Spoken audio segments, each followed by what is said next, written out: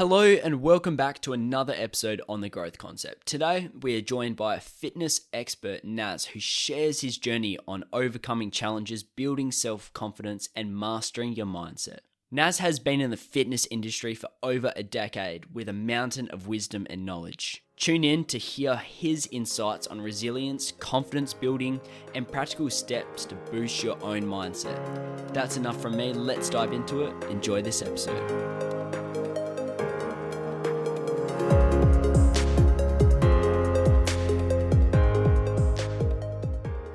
Welcome, Naz, to the Growth Concept podcast. Thank you so much for coming on this episode. Thank you so much for having me. I appreciate it. It's awesome to have you here. To kickstart, let's dive straight into the good stuff, Naz. Yeah. What is it you do and why do you do it? Well, pretty much to put it as simply as possible, I'm a personal trainer and I also help people develop their mindset when it comes to confidence. So with your PT, is that just weights PT or is it so basically it's to help people change their lifestyle. So it's a mixture of weight training and it's a mixture of circuit training as well, on top of learning how to eat properly. For every client, they have certain goals that they need to achieve, and my goal is to help them first of all visualize that and then bring it into realization for themselves. That's amazing. Yeah. So why do you do what you do? Because I believe that everyone deserves a chance to change their life and have a better way of living. Yeah. And I also believe that taking care of your body is one of the best signs of self-respect, and everyone deserves to have that feeling. How come you chose PT out of all the other fitness careers out there? Because I personally love working one-on-one with people, because that's the best way to develop a relationship, and also it also helps myself with my social skills and helps me develop and network with people that help me develop my goals too. Essentially, the reason why you do PT is to help people with their self-confidence and for them to achieve their fitness goals a lot sooner, as well as their diet and basing the training around their goals. Literally, That's yes. awesome. Yeah. Do you mind sharing us a time in your life, whether it was your early adulthood, teenagehood, where you found challenging and how you overcame this challenge? Yeah. One of the most challenging times in my life was coming to Australia and just being able to navigate myself.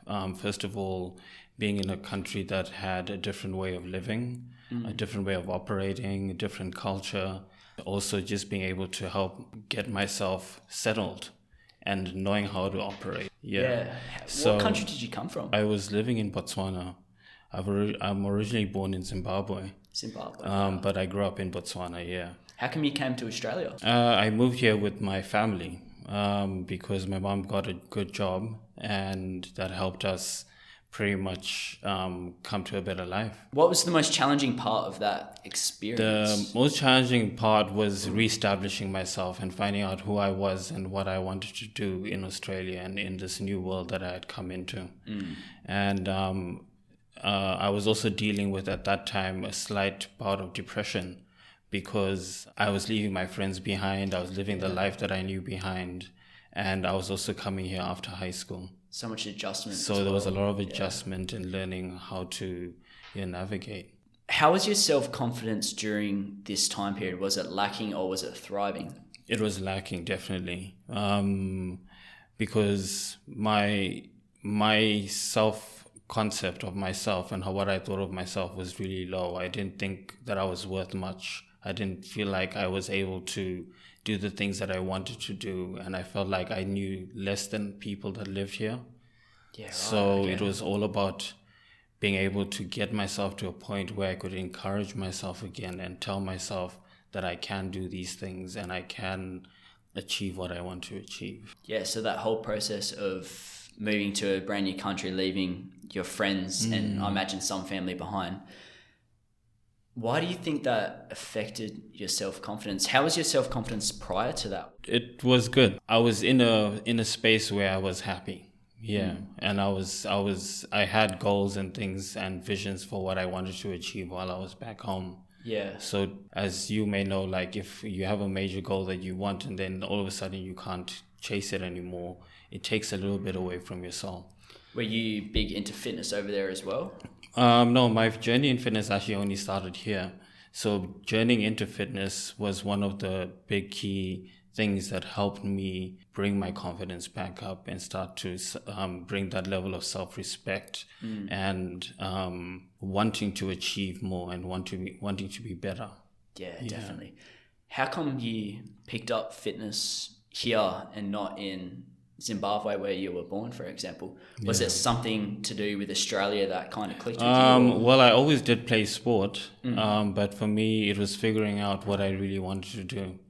And school smarts was never really for me, but when it came to like doing things like physically, that was always good for me. So I felt like that I love to also talk to people and connect with people. So I thought, why not connect those two things? Help people train and know how to work out in the gym, but then also learn how to connect with them and then also improve their mindsets at the same time. Yeah, for sure. That's a very good point. So during this whole experience of moving countries and having to leave your family and friends behind, having to adjust quickly, how did you overcome this challenge of adjustment? And you were saying that you did suffer from a form of depression. How did you overcome that?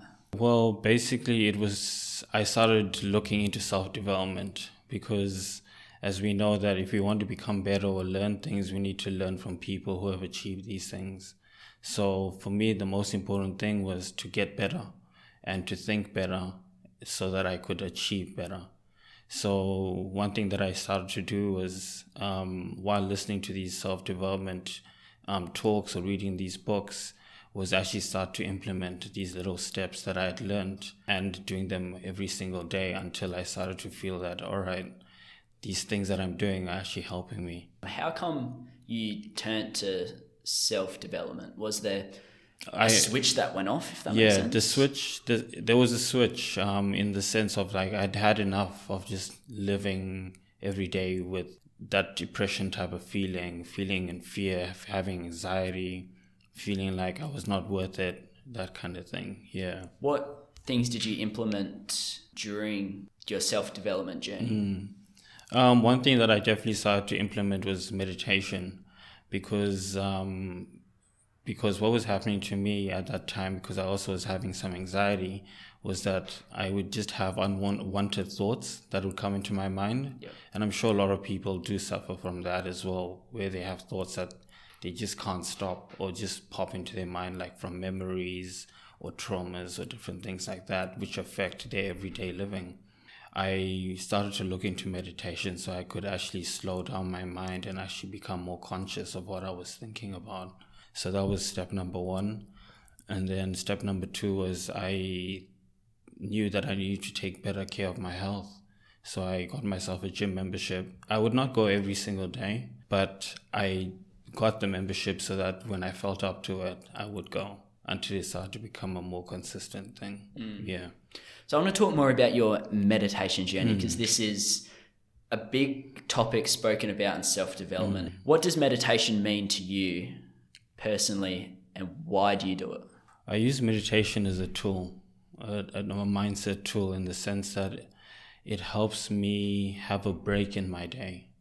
So physically we use sleep as our break, right? Yep. But then since we typically have a lot of thoughts coming through our mind every single day, there's never really a time when we just have a pause or just like a Zen moment. So I use meditation as a time in my day to be able to basically help me slow down my day, think about what I need to think about, and then start myself off on a new path. How do you do your meditation? Is it a guided meditation or is it simply sitting down and just sitting in silence? The way that I would recommend people to start meditation would be, and what I do myself a lot is I don't actually listen to anything. I just sit in a room and I make sure that I have no distractions, like no phone, no TV, no one around, and making sure that I can be unbothered for about 10 minutes at least. Yep. And I then just allow myself to observe my thoughts.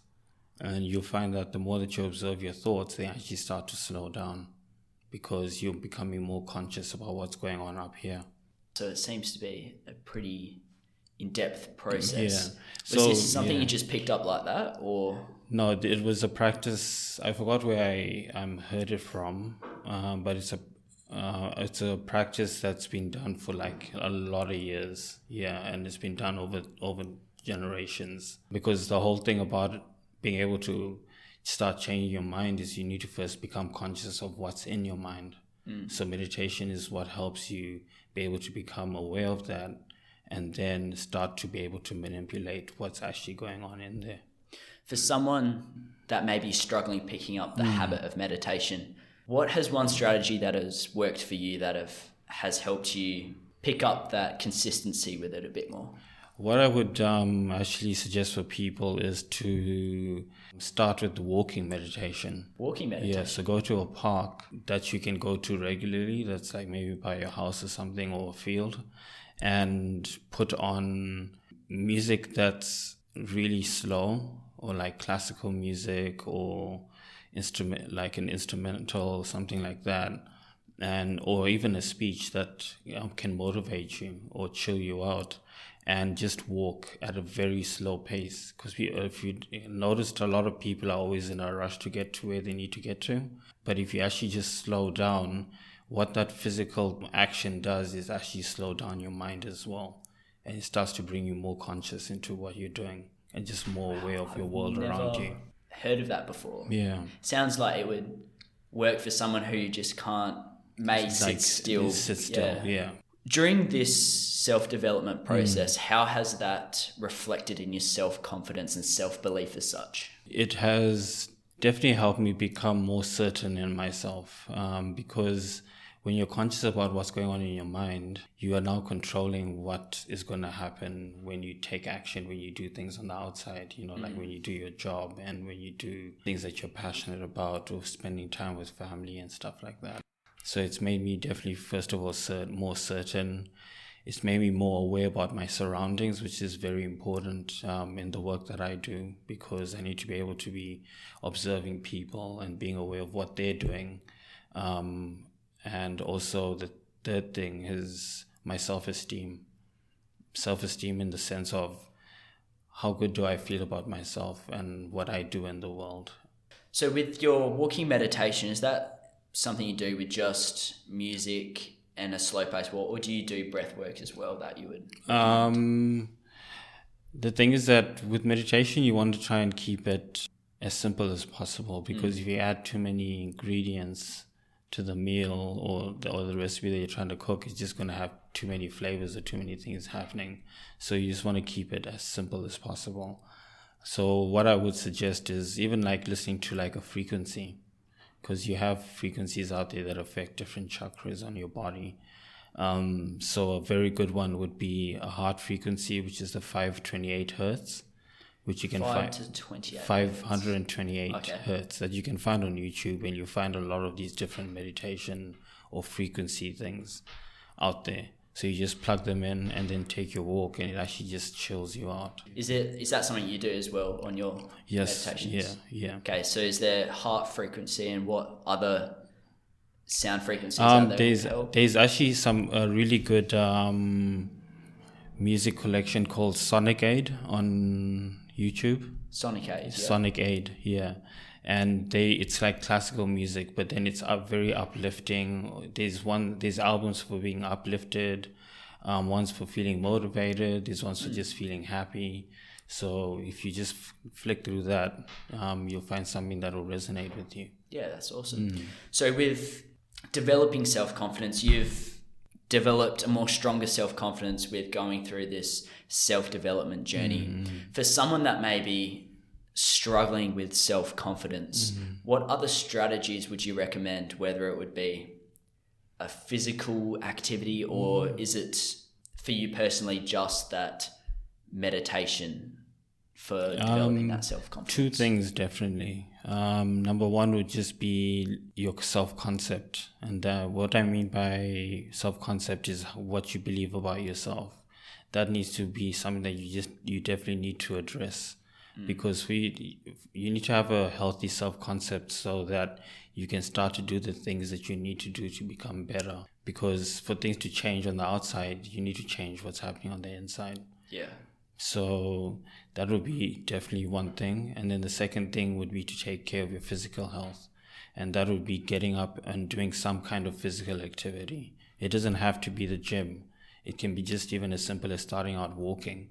It can be running, playing a sport that you enjoy, but you need to put yourself under resistance. Because the good thing about physical activity, it teaches you how to go against pain, and it builds resilience in you. So that would be the second thing that I would advise people to do.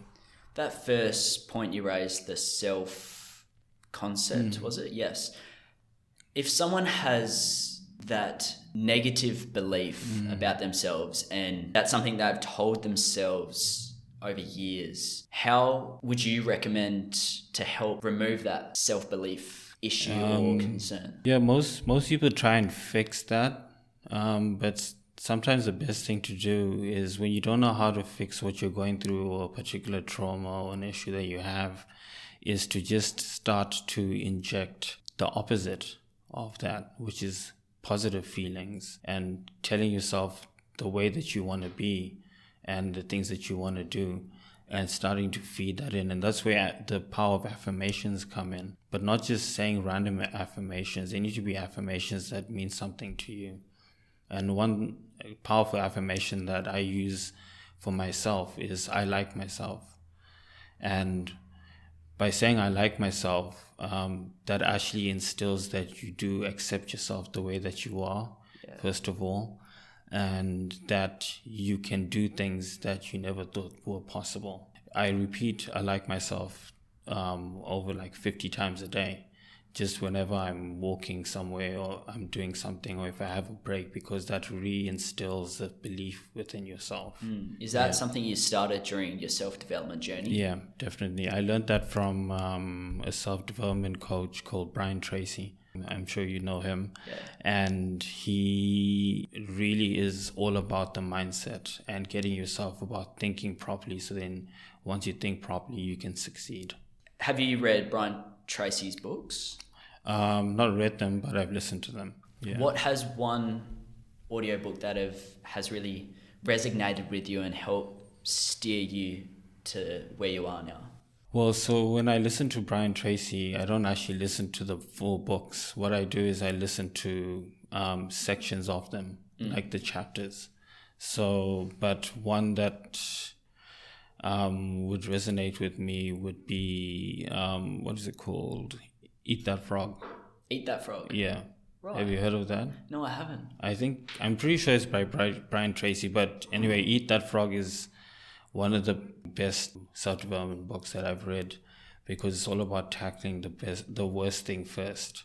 And then if you can tackle the worst thing first, then the rest of the things in your day will be easier to do, because you've got the biggest challenge out as early as possible. How do you implement that in your life? Is it doing the hardest part of the day first, something you don't want to do? It's not necessarily about not what I don't want to do. It's just what I would find the most challenging, or what would take the most energy. So for me, that's work. So I prefer to have my clients in the morning, so then I can use the rest of my day to do whatever else I need to do. Yeah. So moving into the relationship between fitness and building that self-confidence or self-belief, or just that mindset. Do you personally feel that there's that relation between physical fitness and mindset? Definitely, because once you start actually training yourself, or going to the gym, or starting a physical activity, what it's subconsciously doing is actually telling yourself that I care about myself and that I want better for myself. So what that does in turn is that it becomes a self-fueling fire, because the more that you feed yourself physically, it's going to start to make yourself feel better, also endorphins wise as well, because you get an endorphins release when you train. And that's that feel-good hormone. The feel-good hormone. And especially for somebody like for myself, who was suffering from some depression, that was the one time in the day where I felt really good. Yeah. And I looked forward to feeling that feeling. So that's why for people who are not feeling the best right now, the best thing to do is to get themselves up. If they can't do anything else with their day, or they don't know what to do with themselves, is get themselves a gym membership. With the whole exercise thing, would you recommend a certain time of the day you do this? Not necessarily, because while I was getting better or just coming out of my depression, I never really felt like I could go at a certain time every single day. The motivation could come in the evening, could come in the afternoon, could come in the morning. But what I did to myself was tell myself that at least I need to go every day. It doesn't matter what time, but I need to make sure that I will get there and do something. And that was the more important goal to look forward to, yeah. Did you find that helped? You brought up earlier that anxiety. Mm-hmm. Did you find it helped with anxiety, coping with that? Or was it mainly getting out of that depression rut, if that makes sense? More of the depression rut, because anxiety is more fearing what could happen. Overcoming anxieties, you need to pretty much try and put yourself in uncomfortable situations and learn how to deal with whatever feeling comes up. But then that's a whole different topic. Yeah. What would be a couple of points for leaving your comfort zone that has worked for you, or something you've applied to help push through that? Yeah. So definitely starting to follow my passion would be one of those things. Starting to actually implement different training regimes for myself in the gym. That's another way of opened up my comfort zones. And then also just networking, and then doing things like this amazing podcast with you. And also just being able to put myself out in front of as much people as I can. Yeah. So I like the saying goes, there's no progress lying in your comfort zone. You got to step out and start seeing pretty that much, progress. yeah. So. And that's why it's very important to look at your self-concept and your self-belief about yourself, because if you really do believe that you deserve a lot in this world and want to do good things, you do need to improve and get better every single day. Because it's not going to you're going to wake up tomorrow and be like, I've hit the goal of being happy. Yeah. It's going to be an ongoing journey. It's not a destination that you're trying to get to.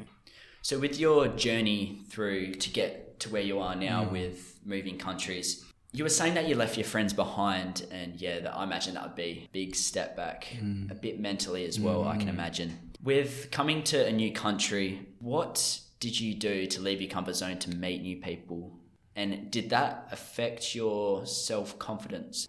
Initially, it affected my self-confidence in a negative way, because obviously I didn't know how to interact with people. Yeah. Or I was not sure what to say or what to do, where to go, those types of things. But then, luckily for me, that's when I actually started to take my step into fitness. So my first interactions with people properly was me studying fitness. And then that's what actually got me into the zone of being able to communicate with people again, and know that I had it in me to connect with people and do my job really well. Did you find a relation when all this started to happen with studying fitness with these groups of people, with being around people with similar end destinations or goals in life?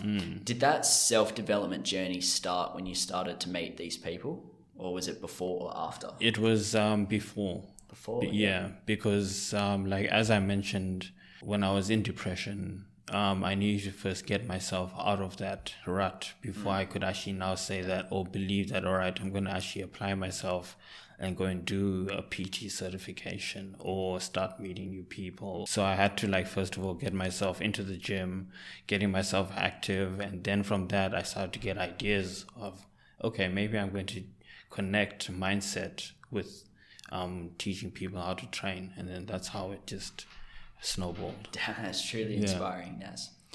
I got one last question for you. Yeah. What is one piece of advice you'd give your younger self with the knowledge you have now? Very good question. The one piece of advice that I'll give myself is to pretty much not think about what other people will think of you. because a lot of us have a limiting belief that they can't do things because of what other people would think of them. But then at the end of the day, you need to do what is best for you. And that may seem a bit selfish sometimes, but if you truly believe in what you're capable of doing, you have to truly learn to let go of other people's opinions or judgments or things or concepts they may try and put upon you, and listen to your heart, pretty much. Goes back to that somewhat limiting belief as well. Yeah. How did you overcome that challenge? Of limiting beliefs? Yeah. Like I said, by injecting the positivity back into my life, in the sense of, because a lot of people would be like, oh, positivity is cliche, but at the end of the day, cliche usually works. Yeah, so to summarize the points, someone can develop that stronger self-confidence. We've spoken about that meditation and how that resonates with controlling your thoughts. Well, not so much controlling, just observing, learning from your thoughts, and that physical activity with that resistance and pushing through that resistance and pain to release those endorphins. Yeah. What other points should someone else consider with developing that self-confidence?